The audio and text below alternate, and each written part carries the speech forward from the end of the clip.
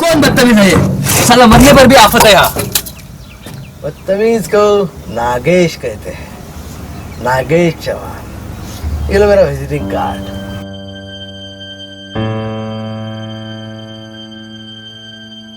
साला ये देश की यही प्रॉब्लम है, यहाँ हर कोई दूसरे के फटे में टांग अड़ाता है। अरे साहब, इस देश को मत कोसो। साला यहाँ हर कोई निकल पड़ता है सुसाइड करने, कहीं भी और कभी भी।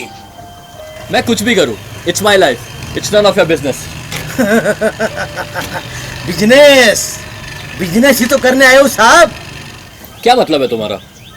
मतलब मतलब तो बाद में बताऊंगा, पहले ये बता ना, सुसाइड करने क्यों आए थे? तुम होते कौन हो मुझसे ये सवाल पूछने वाले? साहब इतनी अकड़!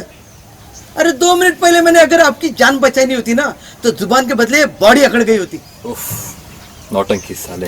अरे साहब, ये सब रहने देते, सीधा धंधे की बात करते। धंधा?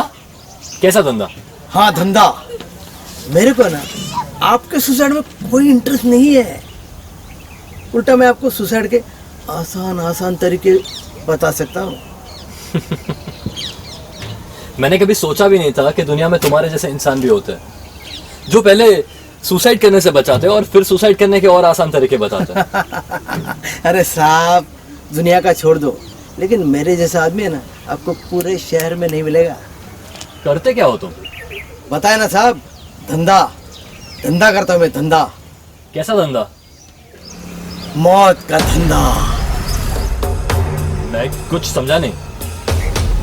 जिंदगी और मौत के बीच का फासला मिटाने यहाँ हर रोज कोई ना कोई आता है। इस शहर में ऐसी कई जगह है जहाँ लोग सुसाइड करने निकल पड़ते हैं। मेरा धंधा लाश बनने जा रहे हैं। इन्हीं जिंदा लाशों से कुछ काम की चीजें निकालना है। अब मैं समझा तुमने मुझे क्यों बचाया। इंसान इस हद तक गिर जाएगा मैंने कभी सोचा भी नहीं था। बताओ क्या चाहिए तुम्हें? साहब, प्यार, जंग और धंधे में सब जायज है। वैसे सुसाइड करने वाले को है ना, इंसानियत की बातें शोभा नहीं देती। नागेश जी, कोई भी इंसान शौक से सुसाइड नहीं करता, पर खैर तुम्हारे जैसे लोग क्या समझेंगे। बताओ क्या चाहिए? साहब, ये आपकी घड़ी सोने की लगती है, ये ब्रेसलेट प्लेटिनम का है, आपके दांत भी शायद सोने के ही है। हाँ, 4 अंगूठी, साला टोटल मिलके 15 लाख का तो माल होगा। हाँ, लेकिन तुम्हें ये सब ही चाहिए था तो फिर मुझे बचाया क्यों? मेरे मरने के बाद भी तुम ये सब ले ही सकते थे। अरे आपकी बात तो बराबर है साहब, लेकिन क्या है ना, मरने के बाद आपकी बॉडी जियोग्राफी एकदम से चेंज हो जाएगी ना।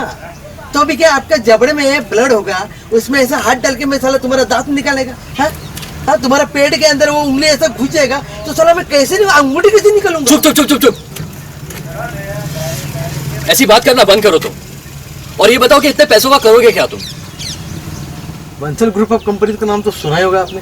हाँ, वो तो इतनी बड़ी कंपनी को तो सभी लोग जानते हैं। वैसे पिछले दिनों काफी चर्चा में रही है। बैंक करप्ट हो गई ना, अगले महीने बैंक वाले इसी कंपनी की मशीनरी को नीलाम करने वाले। लेकिन ये सब तुम मुझे क्यों बता रहे हो? बस 15 लाख चाहिए, मैं इस नीलामी में हिस्सा ले सकता हूँ, और भगवान ने चाहा तो ये मशीनरी खरीद भी सकता हूँ। लेकिन इतने सस्ते में तुम्हें मशीनरी कौन देगा? ये मशीनरी की नीलामी होगी ही नहीं, क्योंकि दुनिया की नज़र में ये मशीनरी कुछ काम की नहीं है। इसीलिए तो बंसल बैंक करप्ट हो गया ना। तो फिर तुम अपने पैसे क्यों फंसाना चाहते हो? आप धंधे की समझ मशीन्स को।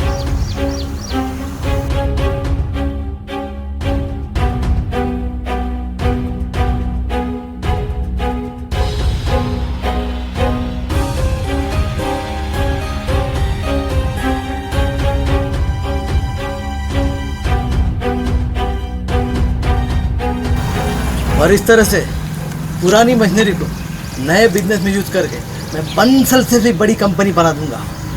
और इसके लिए मुझे चाहिए आपके शरीर पर लदे ये कुछ कीमती सामान। ऐसा तो कभी सोचा ही नहीं। किस सोच में पड़ गए साहब? चलो चलो चलो, निकालो अपने कीमती सामान, निकालो निकालो निकालो।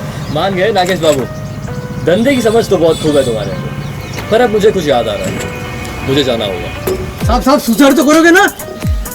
पता नहीं, अरे कम से कम नंबर तो दो यार। ठीक है, ये लो मेरा विजिटिंग कार्ड, कभी भी जरूरत हो तो फोन करना।